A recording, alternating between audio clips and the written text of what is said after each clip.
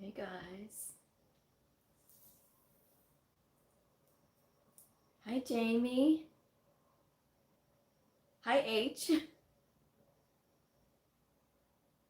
Hi Negretta. Thank you for joining me. All right. Hi Monica. Good to see you. Okay. Hi Aurora. Thank you all for joining me. This always happens right when I get ready to start the show. I was like, oh yeah, I got a couple more minutes. By the time you know it, here we are. Hi Yvette. Hi Rebecca. Thank you all for the blue hearts. I'm glad you're here, Negretta. It's good to see you. I know you commented earlier this week. I appreciate your comments. Tonight we are talking about starting in a new medical coding clinic. If you are maybe transferring over to a different specialty, or maybe they are adding more responsibility for you, and you're wanting to know how I've been coding in this one particular clinic, how do I start in a new clinic? So we're going to be talking about that tonight. And thank you for the blue hearts. All right, so I'm going to go ahead and get started. If you are brand new to my channel, welcome. I am Blue. I'm a medical coder.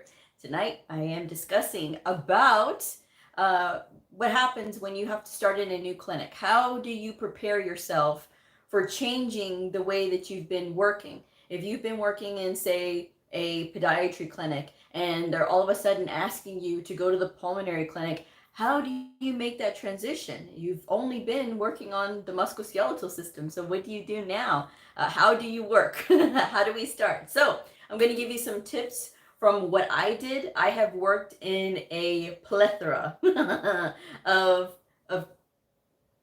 clinics and a lot of different settings. So I have a little bit of experience in this. When it comes to starting off in something new, the best thing that you can do is, if you are embedded in a hospital, if you are working in the hospital itself and you're not working remotely, this is the best sort of scenario for you, because you can actually go to the new place and introduce yourself. Now, if somebody else does the education in your hospital, that's totally fine. You're still making connections because you are their coder. Typically, you are able to talk to the people that you're going to be coding for, but sometimes that it just is different at different places.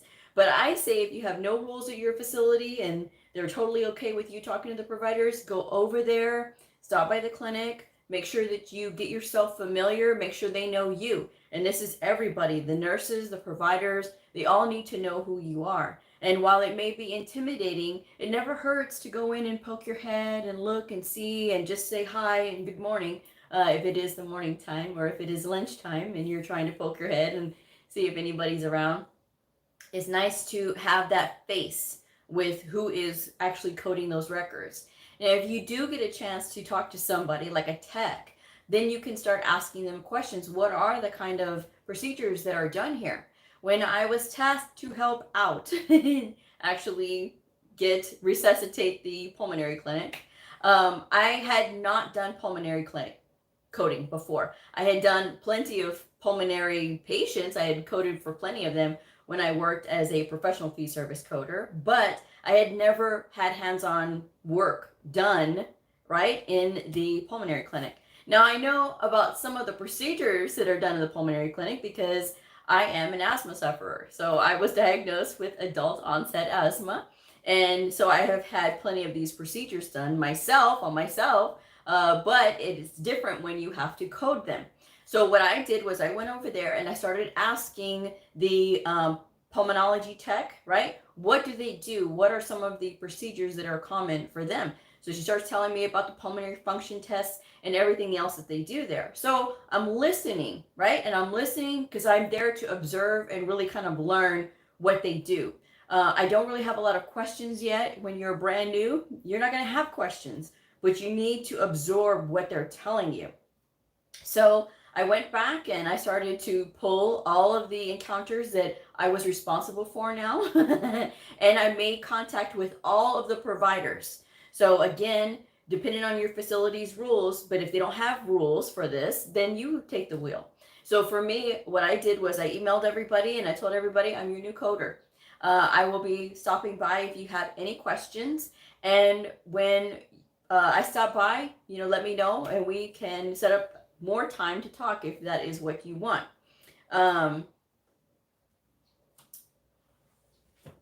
Your CPT manual, if you're on the outpatient side, obviously, hopefully you are on the outpatient side with this changing of the clinics. Because if you are changing into the inpatient side where you're coding PCS, that is something completely different. But I'm pretty much covering what they're doing on the outpatient side, right? So you take your CPT manual, and yes, this is still the 2021 edition. I have not gotten my 2022s yet. They will be here soon.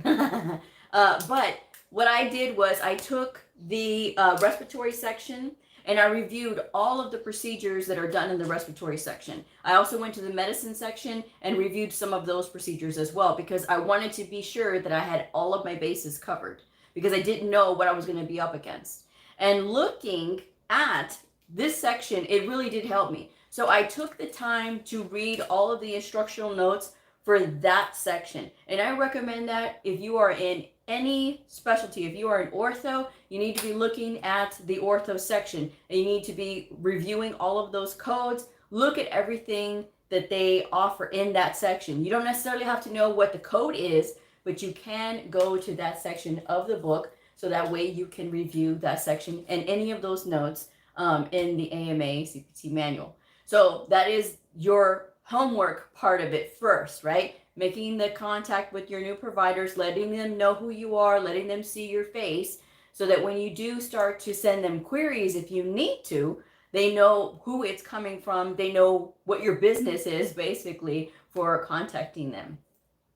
When you are doing that, right, that is part of your homework. But you can also look up, you can Google any specialty websites for your particular specialty. For me, I went to the American Lung Association when I went over to the pulmonary clinic, and I literally went in there and I started asking what procedures are performed in the pulmonary clinic, and lots of really helpful links started to show up, and I took the time to read. So that way everything was going to start to make sense when I was boots on the ground in the clinic, looking through those encounters and starting to code them out. It was going to make more sense. So reading all of those things and anything I could get my hands on when it came to the CPT, not CPT, but the coding clinics, right? Anything I had on the disease process, anything that I had on the procedures, I made sure that I read everything to include the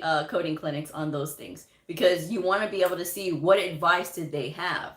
And I always recommend reading coding clinics on a regular. If you have access to coding clinics, it is very helpful when you are reading those, so that way you can look and see, and you're not going to memorize everything, but you are going to be able to recall, because guarantee, if you get stuck on something and you've read it somewhere before, you will be able to recall.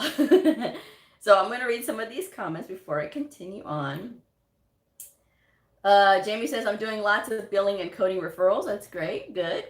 Good evening. Gil says, how can we pass on medical billing and coding and website for practice? I have no idea what you're saying. You need to read your question real quick.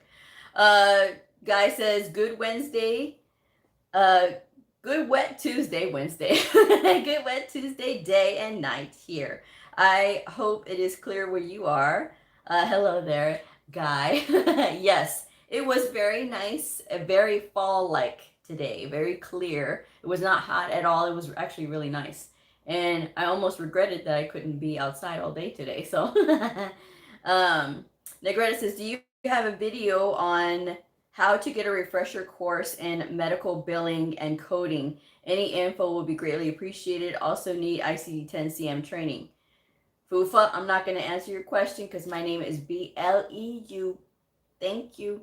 And you've been with my channel a long time. Please make sure that you're spelling my name, BLEU.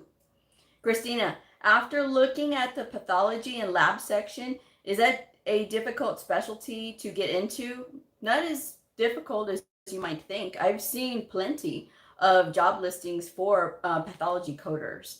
But like lab, typically like lab, it's kind of hard with some of these to like know what section they're in.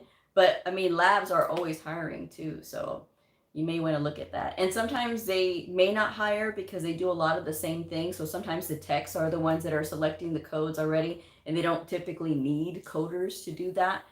So it really all depends on where you are and where you're applying. Hi, Ellie. Thank you for the blue heart. Um, Thank you, Fufa.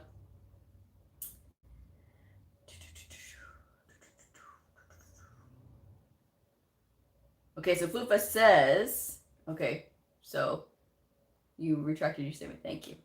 But Negretta, so you can look through my videos and see where you can get a refresher. As far as like getting a refresher, like on the whole thing, like on the whole program, because I believe I responded to your comment when you commented the other day. I don't know if you got it or not. Because a lot of times when I seem to respond to folks, it's like they don't see the message. I know I just saw your name.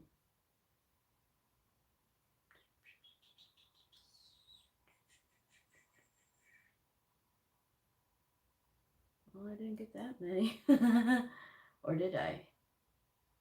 Yeah, I actually did a video that night, 5 days ago, last week. So you'll have to go through my videos and refer back to last week when I responded. All right. My question is, I am taking medical billing and coding classes. I want to know the website where I will do practice for certification exam and I will pass. You can Google it. You can Google it, or you can actually get the practice exam book for whatever exam you're going to be sitting for and use that as your practice. So when you are practicing, don't rely on, oh, well, I did really good on the practice book, so I should be able to pass my exam. It really all depends on how you're grasping the material, how you're grasping the information. So you want to make sure that you're not dependent on that, but you're using it as like a guide for like your timing and your speed, and using it just to practice, because that is what it is. It's just practice. So that would be what I would recommend.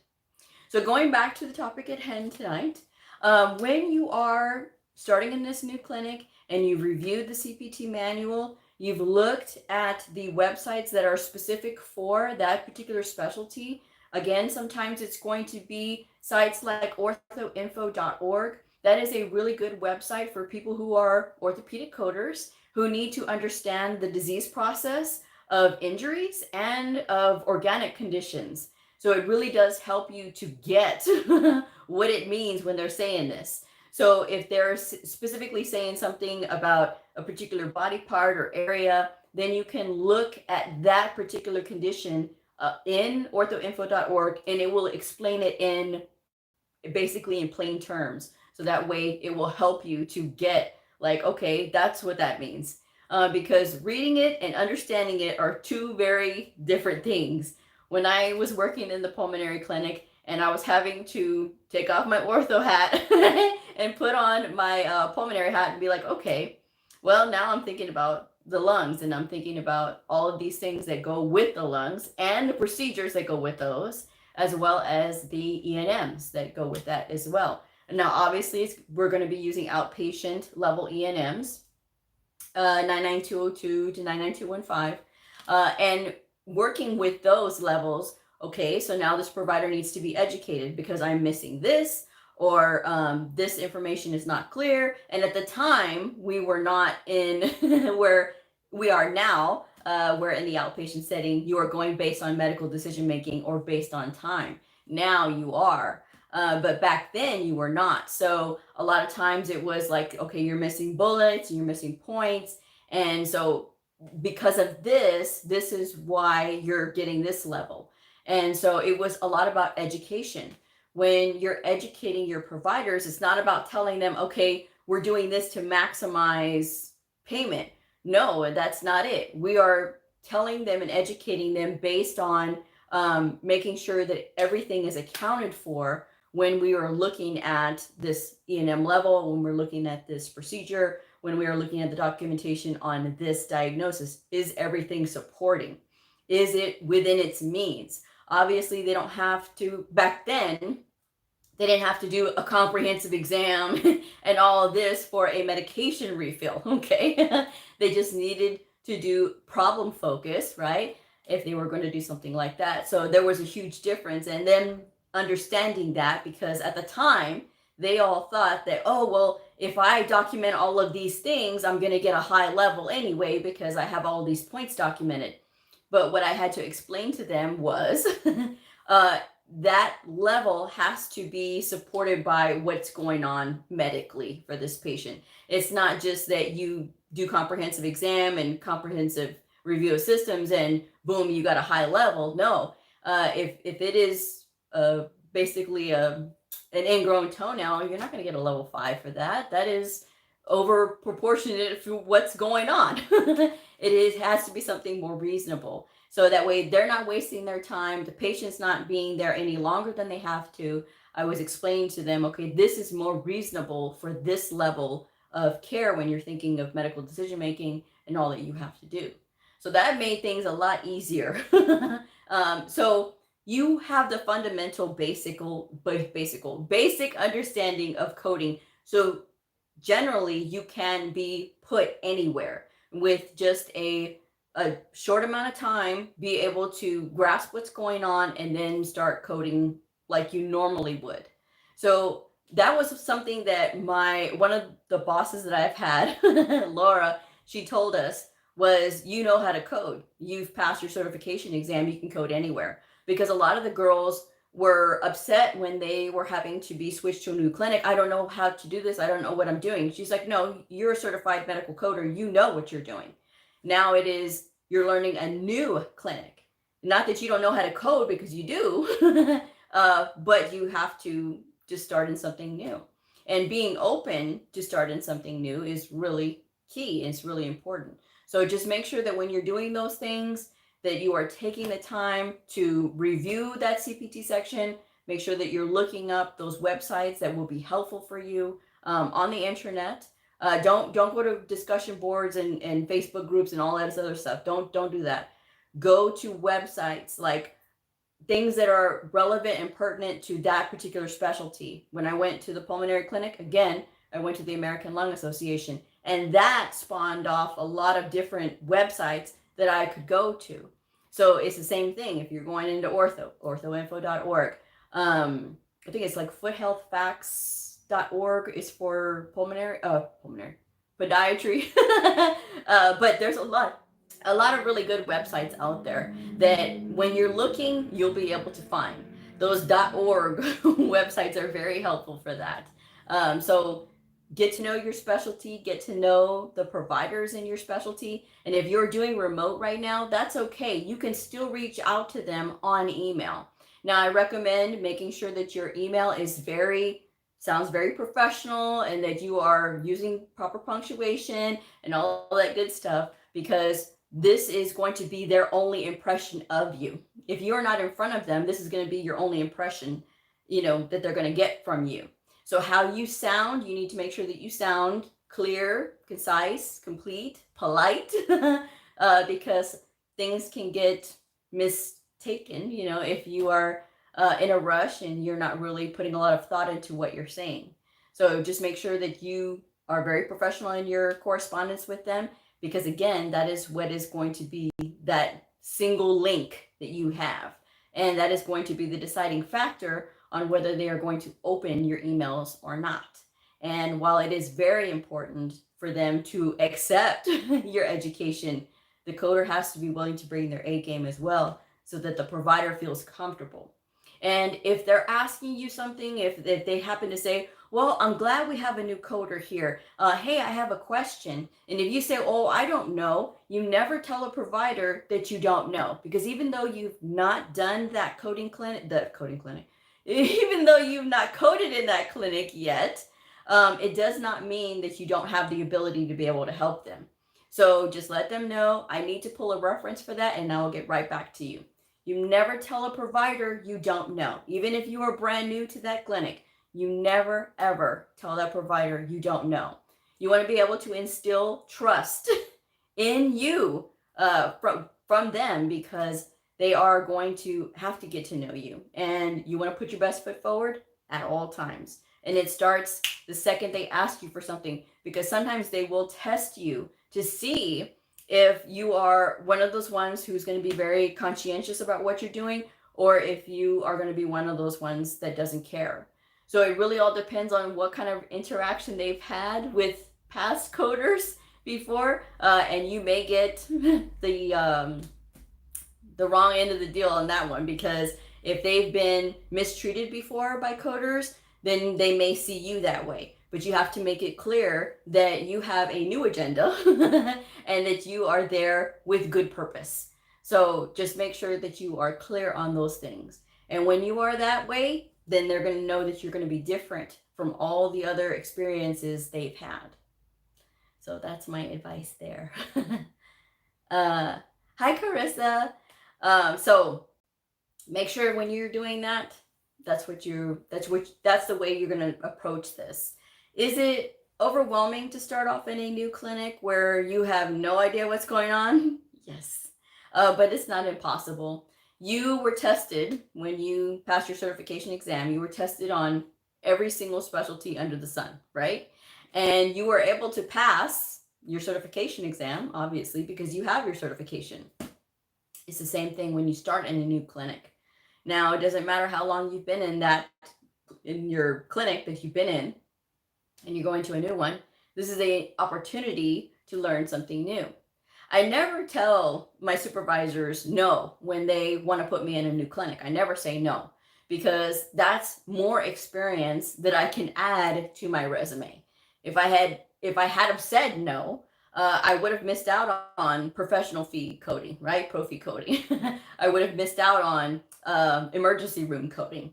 I would have missed out on a lot of those things. And because I said yes, and I was willing to give it a try, and I was willing to try something new, I've been better, and I've been better trained because of it. So, and again, a lot of the stuff that you're going to be learning on your own. So just make sure that you have those good references, those good resources. Looking at coding clinics will really help you. And after a while, you will start to get used to it. It will start to make sense. You might be overwhelmed at first, but as you get used to the doctors and as you get used to their documentation, your speed will pick up. Your speed will pick up with time as well. So that is always something to look forward to. But don't get down on yourself just because you started someplace new. You're going to only be new for a little while.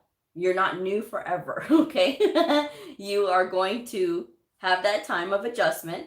And then by the time you know it, you'll be a pro, and they will be moving you on to someplace else, or they may keep you there. It really all depends. Hi, Sarah. Sarah says, hello, Blue. I am still learning how to write clearly without giving room for interpretation. Also, the way my word choices sound to others that I may not recognize. Well, like when you are writing out something, right, to a provider, and you write it all out. The best thing that you can do is write it all out the way that you're thinking, and then go back and start to edit and take out like words that are being repeated. And basically, you're going to take what you wrote and cut it in half, okay? And then you're going to look at it and then review it again, and then you're going to cut it down to about a quarter.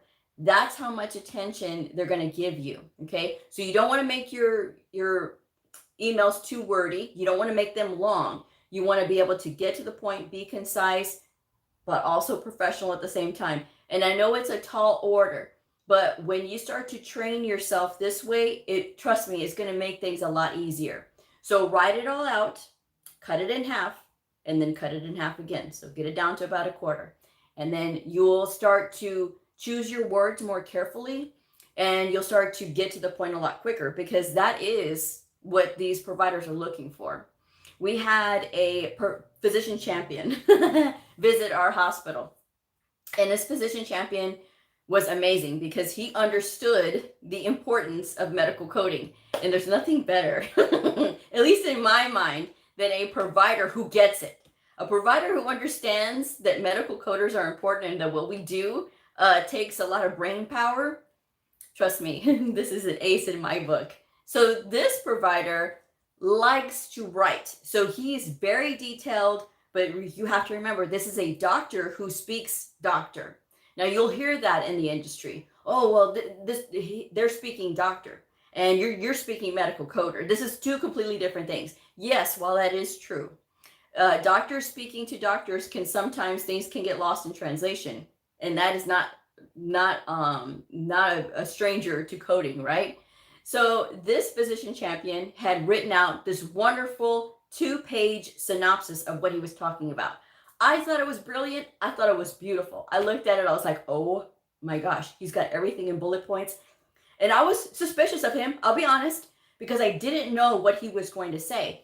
I was invited to sit in on the ortho team. I was like, okay, I'll sit and watch and listen to him, and I'll be a quiet observer. But I was like, and I was riveted by the things that he was teaching because there was some things that I didn't know. So I'm over here asking questions, right? And so they're like, I thought it was the providers that were asking questions. They're like, no, I'm the coder. But I have a question about this. And then he was like, well, yeah. And he's like, well, do they do this? And I'm like, no, because I didn't know. And so there was things that he was teaching me. So I was like, this is great. One of the doctors that was in this meeting, there's a polite way to say it. He came up to me basically and he's like, you see this packet, Blue? And I was like, yeah. He goes, I want it down to 1 page. I was like, okay, you got it. And so, because I was like, this is easy because he's got all the bullet points. He goes, I don't do all this reading. He goes, you see this reading I don't do? I said, I know. He goes, I don't understand why I said, because he is trying to give you guys a synopsis. He doesn't know that you like things very simple and to the point. And I said, but don't worry, I'm here. It's all right. I'll fix it for you. And he's like, okay. So I broke it all down into 1 sheet and I gave it to him. He's like, this is perfect. And that's like, there you go. So it really all depends on the character of the provider as well. But again, cutting things down to the meat of the potato, you're good to go. And you're welcome, Sarah. Ellie, just like when I started coding, when I started the coding course, it doesn't make sense for me about it. But then now I got it and I understand. Well, and see, it's not going to make sense. When I read evaluation and management in the beginning, it didn't make sense. When I got introduced to the CPT manual, it didn't make sense. I was very strong on E&M when I learned it. After a while, it started to make sense. But the CPT manual still eluded me. Those procedures eluded me. And then after a while, when I started working with it, then I got it. So it really all depends on your experiences. But again, embracing those experiences is what helped me. So when I did the Profi coding, I did a lot of E&M on that. When I switched teams again, they put me in same-day surgeries. So I was literally jumping from like the TBI clinic, the traumatic brain injury clinic, to doing same-day surgeries. So completely different ball game. You're not working with evaluation and management when you're working in same-day surgeries. You're working with surgeries. So I was like, all right, the whole book, here I am. So that's what I did when I learned same-day surgeries. And I enjoyed doing those procedures because even the ones that you think are routine, like, for example, colonoscopies, they're not always routine. And so that was the challenge of, okay, reading it. Because when you're doing something like same-day surgeries and they're giving you the title of the procedure, you're not going to go by that title of the procedure. You actually have to read the narration, right? So that way you can find out if there was anything that happened, if there was anything that changed. Perhaps it was a closed procedure that had to be converted to open. So that is something that it's not always caught in the title of the procedure. So that's why you never choose the code from the title procedure, right?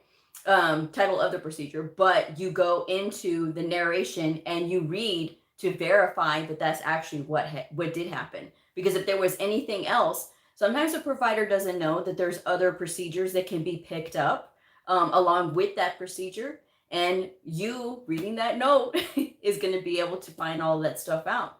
So it takes time, and you're going to run into things where you're going to make mistakes. You may miss something, but that's all a part of it. It's all part of the learning process.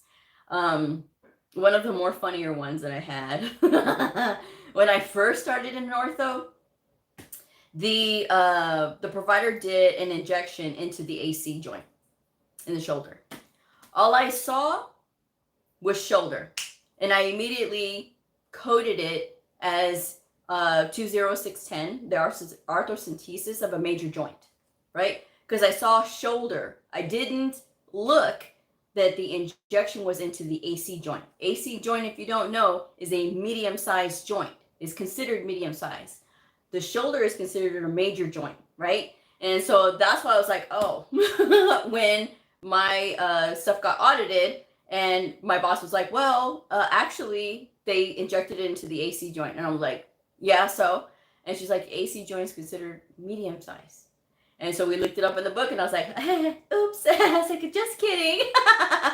So I never made that mistake again, but all I saw was shoulder, right? The patient's shoulder was prepped, and then the injection was done into the AC joint. I was not paying attention to that. And so again, that's knowing your anatomy and paying attention to the codes. Had I seen, had I looked in the book, right? Because I didn't. I was in the encoder, and that was how I did it. But had I looked in the book, I might have noticed that 20605 covers the AC joint. Then I would have questioned, oh, okay, well, wait a second. Maybe it's not this 20610. Looking it up, I would have been able to find that out, but I didn't. So that's one of the mistakes that I made. But when you're working in a clinic, those are the things that happen.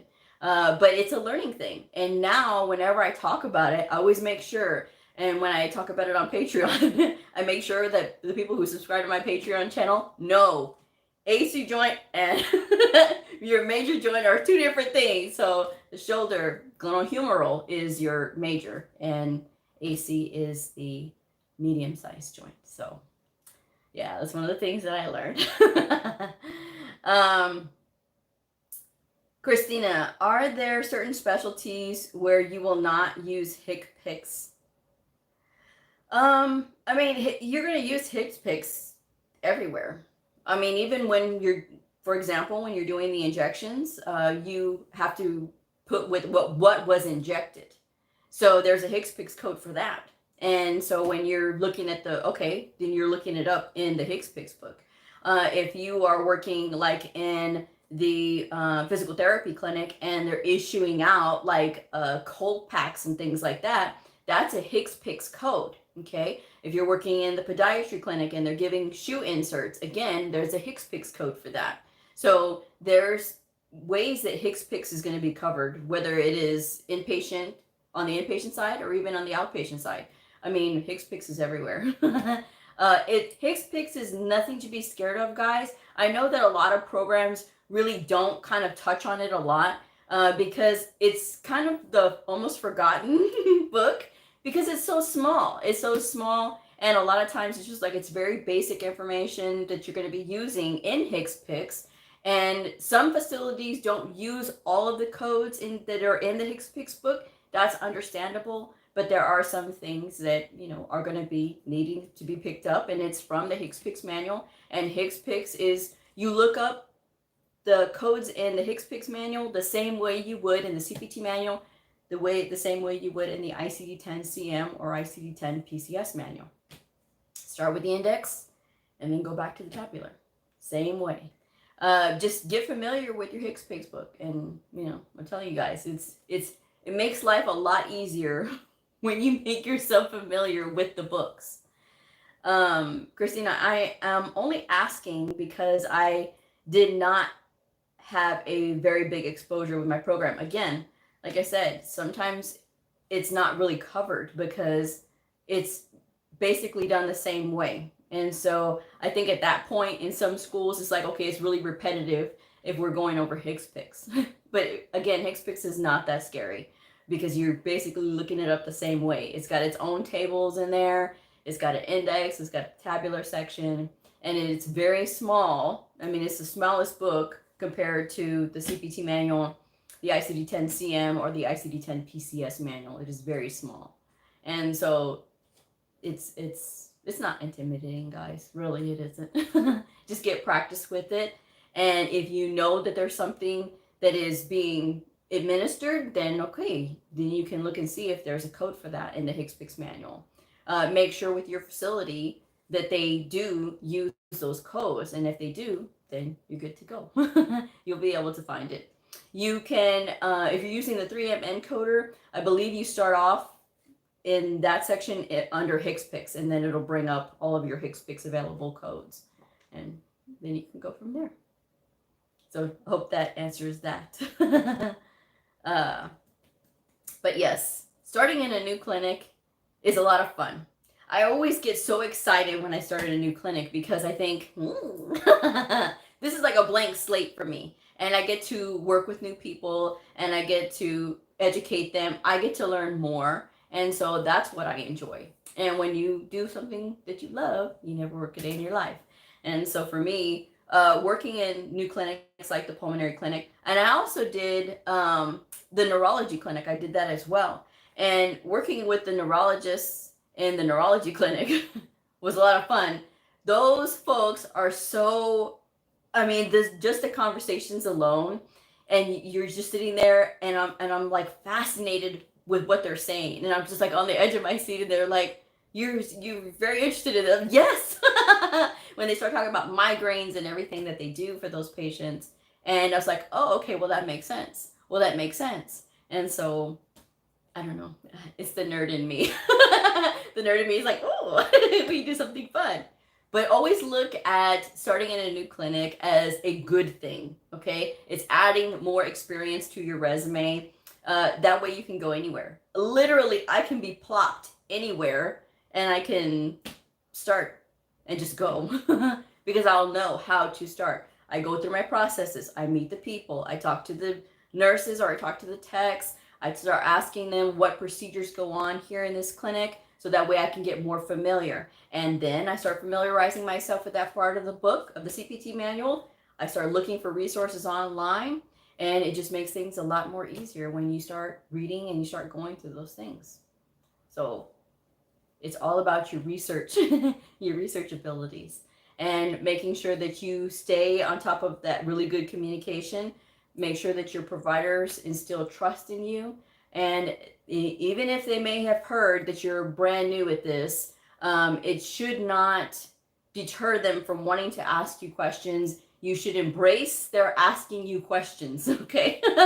Because it could be worse. They could not be asking you questions, and they could just be asking their colleagues, and then their documentation really goes out of control. But you know, you want to make sure that you get really good communication going and just have fun with it. That is the whole thing about it, is don't be scared. It's something new, yes, but it's something fun. At least that's my advice anyway. So does anybody have any questions? It's very quiet tonight.